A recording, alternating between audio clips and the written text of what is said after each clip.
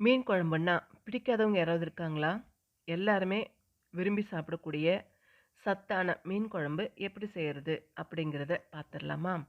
நான் வந்து 1 கிலோ அளவுக்கு மீன் வாங்கி அத கிளீன் பண்ணி வச்சிருக்கேன்.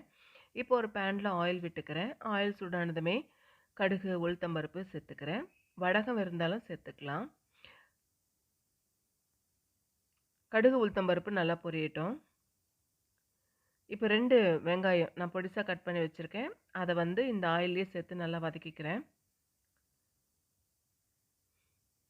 கருவேப்பிலை சேர்த்துக்கிறேன்.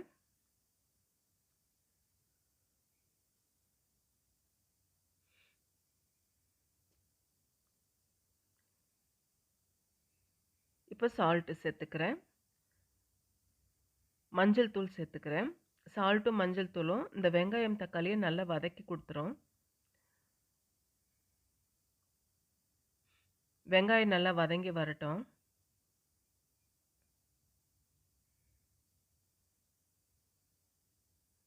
இஞ்சி பூண்டு சேர்த்துக்கிறேன். எப்பவுமே இஞ்சி பூண்டு பேஸ்ட்டு கொஞ்சம் ஜாஸ்தியா இருக்கணும், மீன் குழம்பு செய்யறதுக்கு. அப்பதான் நல்லாருக்கும்.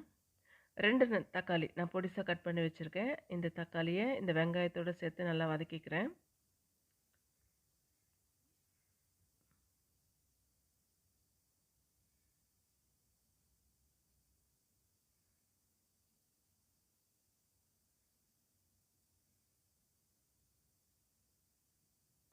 நல்லா வதங்கிருச்சு வெங்காயமும், தக்காளியும்.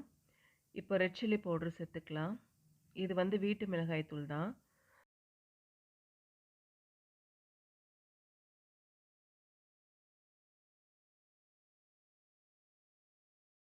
இப்போ 1 டீஸ்பூன் அளவுக்கு காஷ்மீரி மிளகாய் தூள் சேர்த்துருக்கேன்.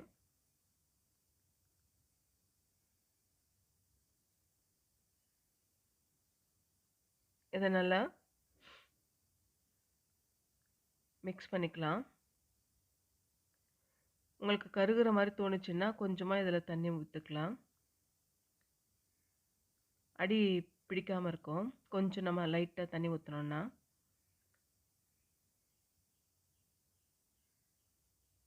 இப்போ தேவையான அளவுக்கு நம்ம தண்ணி ஊத்திக்கலாம்.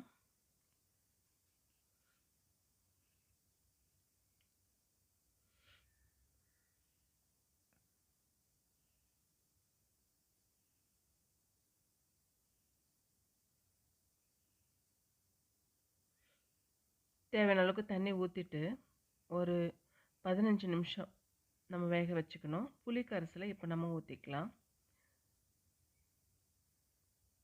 ஒரு தட்டு போட்டு மூடி வச்சிடலாம். 10 நிமிஷம் கழிச்சு பார்த்தா நல்லா சுண்டி வந்துரும்.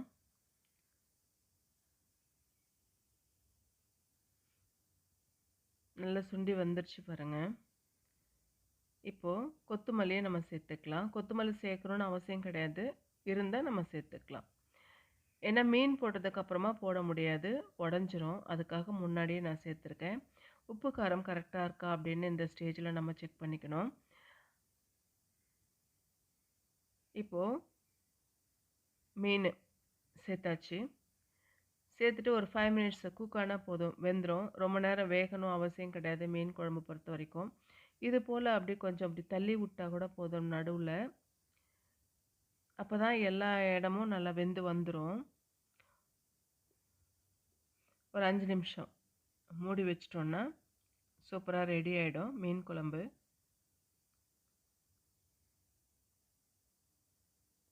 ஆயில்ல நல்லா பிரிஞ்சு வந்திருக்கு பாருங்க. குழம்பு நல்லா சுண்டி வந்துருச்சு. இதே போல நீங்களும் செஞ்சு பார்த்துட்டு எப்படி வந்திருக்குன்னு கமெண்ட் பண்ணுங்க.